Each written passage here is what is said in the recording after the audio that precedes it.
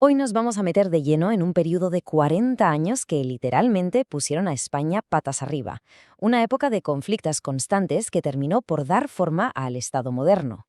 Y es que esa es la pregunta del millón, ¿no? ¿Qué pasa cuando chocan de frente la tradición de siglos y las nuevas ideas liberales que estaban cambiando a Europa por completo? Pues bueno, en España esa pregunta no se quedó en un debate. Desató una guerra civil, la primera guerra carlista, que se convirtió en el primer asalto por el alma del país.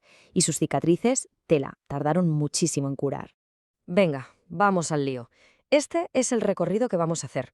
Empezamos con el reino partido en dos, nos metemos en el jaleo que fue el reinado de Isabel II, vemos cómo se intentó construir un Estado nuevo, cómo cayó, el experimento democrático que vino después y al final nos preguntamos si todo este viaje sirvió para algo o fue dar vueltas en círculo. A ver, ¿cómo empieza todo esto? Pues como tantas veces en la historia, con una crisis de sucesión.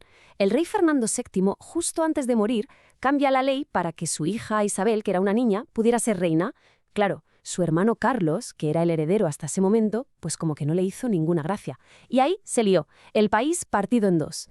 Y esta fractura iba mucho más allá de la familia real, ¿eh? Era una división social, ideológica, geográfica. Por un lado, tenías a los isabelinos, los liberales, fuertes en las ciudades, que veían en la reina una puerta a la modernidad, y por el otro, a los carlistas, atrincelados en el campo, luchando por lo de siempre, un rey con poder absoluto y una iglesia intocable. Es que este lema, bueno, es que lo dice todo, ¿no? Para los carlistas esto era una cruzada. No se trataba solo de quién se sentaba en el trono, para nada. Era una defensa a muerte de un mundo, de un orden social, que veían amenazado por las ideas liberales. Y aquí, ojo, porque esta es una de las claves de todo, los fueros. Eran las leyes propias, los privilegios históricos de sitios como el País Vasco o Navarra. Los liberales querían unificarlo todo, una sola ley para toda España. Pero claro, para muchísima gente, defender los fueros era como defender su propia identidad. Vale, los carlistas pierden la Primera Guerra, Isabel II se afianza en el trono, ¿y problema resuelto? Pues no, ni de lejos. Su reinado va a ser un caos absoluto de crisis políticas, gobiernos que duran un suspiro y, sobre todo, un montón de militares metidos en política. El resultado fue un auténtico torbellino, que si regencias, que si ahora gobiernan los moderados 10 años, que si ahora los progresistas 2, el poder no paraba de cambiar de manos, y casi nunca de forma pacífica. Así era imposible construir un proyecto de país estable. Fijaos en este gráfico, porque habla por sí solo. La desproporción es brutal. Los moderados, los conservadores, estuvieron en el poder casi todo el tiempo. Los progresistas, que querían reformas más profundas, apenas olieron el poder, y cuando lo conseguían, era a la fuerza. ¿Y cómo se cambiaba de gobierno? ¿Con elecciones? No, no, no. Aquí el método estrella era el pronunciamiento. ¿Qué era? Pues que un general con sus tropas se levantaba y decía «hasta aquí hemos llegado». Era básicamente la política por la fuerza de las armas.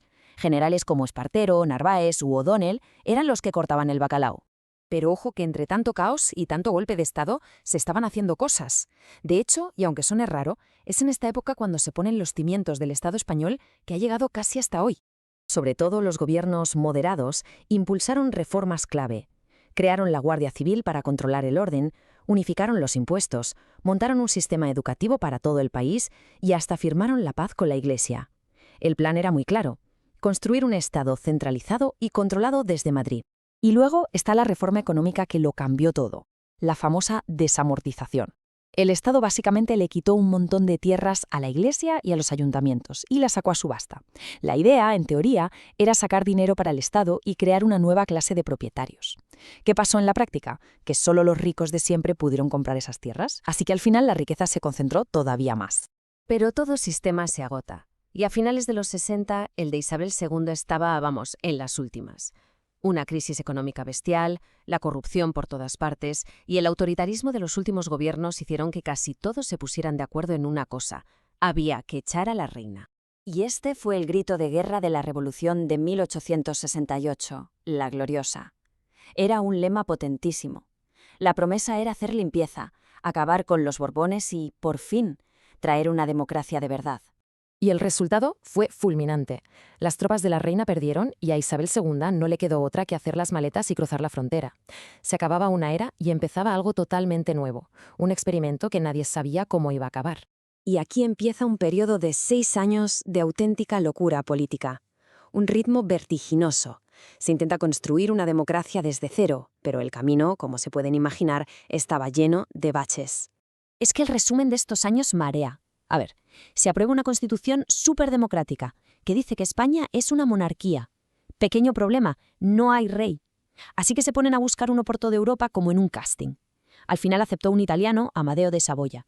Pero el país era ingobernable, y el pobre hombre a los 2 años dijo «ahí os quedáis» y se fue. ¿Y ahora qué?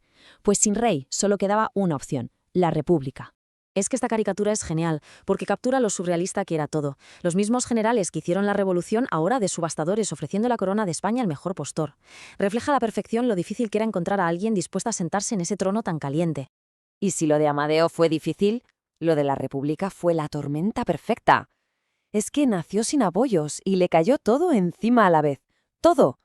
Otra guerra carlista, la guerra de Cuba, rebeliones por el sur que querían independizarse y, para colmo, los propios republicanos divididos entre ellos. Vamos, una misión imposible.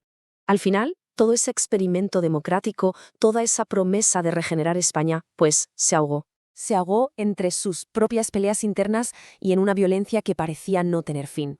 ¿Y el final llegó? Pues cómo no, con otro pronunciamiento. Un general, Pavía, entró a caballo en el Congreso y lo disolvió. Se acabó la República. Después de un breve gobierno militar de transición, el camino estaba despejado para que volvieran los Borbones. Y así llegamos a la gran pregunta. Después de 40 años, 2 guerras civiles, una reina en el exilio, un rey que dimite y una república que fracasa, vuelve el hijo de la reina que habían echado. ¿Se construyó un Estado liberal? Sí, pero el poder seguía en las mismas manos y la nueva estabilidad se consiguió sacrificando la democracia. ¿Fue un avance real o fue simplemente dar una vuelta enorme para acabar en el mismo sitio? La pregunta, desde luego, sigue en el aire.